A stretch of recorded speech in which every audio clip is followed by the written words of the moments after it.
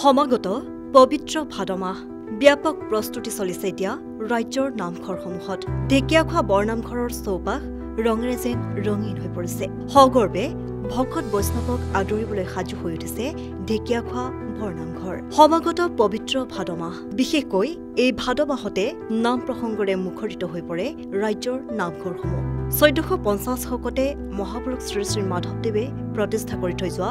ঢেকিয়াখোৱা বৰনামঘৰো সাজু হৈ উঠিছে ভকত বৈষ্ণৱক আদৰিবলৈ ৰাজ্যৰ ধৰ্মীয় পীঠসমূহৰ লগতে যোৰহাট জিলাৰ ঢেকিয়াখোৱা বৰনামঘৰৰ পালনামলৈ ভকত বৈষ্ণৱক আদৰিবলৈ এতিয়া ব্যাপক প্ৰস্তুতি চলাইছে বৰনামঘৰ পৰিচালনা সমিতিয়ে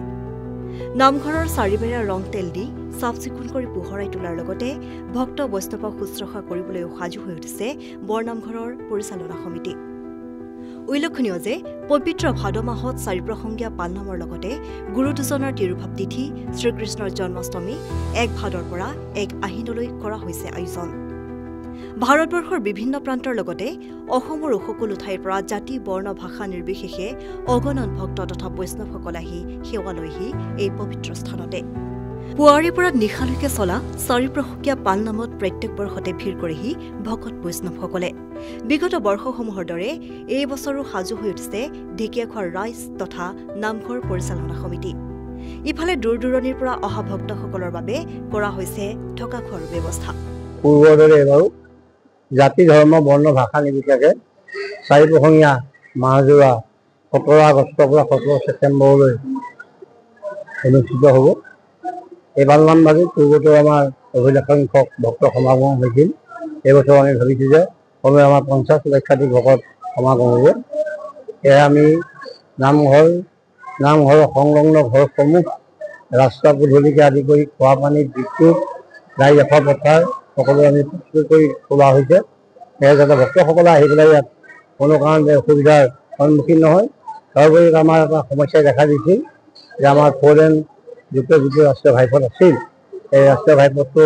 আমাৰ বন্ধ হৈ আছিল কিন্তু ইতিমধ্যে আমাৰ প্ৰশাসনে যাত্ৰীসকল উজনি অসমত তিনিচুকীয়া ডিব্ৰুগড় ধৰা শদিয়াৰ পৰা ধৰি সকলো আমাৰ ৰাইজ ইয়ালৈ আহিব আমাৰ এইফালে সোমাই আহিব পৰা ব্যৱস্থা কৰি দিছে তাৰ কাৰণে আমি সকলোকে ধন্যবাদ জনাইছোঁ এই সুযোগতে আমাৰ পূৰ্বতে আমাৰ সংবাদ মাধ্যম জিলা প্ৰশাসন আৰক্ষী অধীক্ষক আমাৰ স্বাস্থ্য বিভাগ বিদ্যুৎ খোৱা পানী আৰু বিভিন্ন জাতীয় সংগঠনে আমাৰ ইয়াত ৰাইজক সেৱা শুশ্ৰূষা সুবিধা কৰি দিয়ে এইবাৰ নিশ্চয় কৰি দিব সেয়ে আমাৰ মাননীয় অসমৰ মুখ্যমন্ত্ৰী মহোদয়কে প্ৰণত কৰি বিধায়ক সাংসদ সকলোজনকে আমি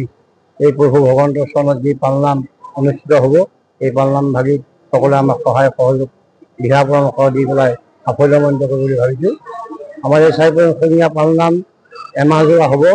এই আমাৰ 17 আগষ্ট সন্ধ্যা 8 বজাৰ পৰা আৰম্ভ হ'ব আৰু 17 ছেপ্টেম্বৰ ৰাতি এখন মহাযজ্ঞ ভাওনাই আমাৰ উক্ত কাৰ্যসূচী সামৰণি পৰিব সেয়েহে আমি ভাবিছোঁ যে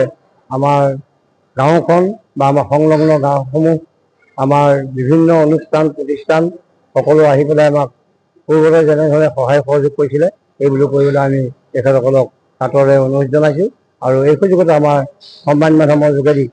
আপোনালোকৰ যোগেদি আমি সকলোজনকে এই পালনামলৈ নিমন্ত্ৰণ গোলাঘাটৰ পৰা নীলাক্ষী খাৰঘৰীয়া শইকীয়াৰ ৰিপৰ্ট নিউজ ডেস্ক ৰিপৰ্ট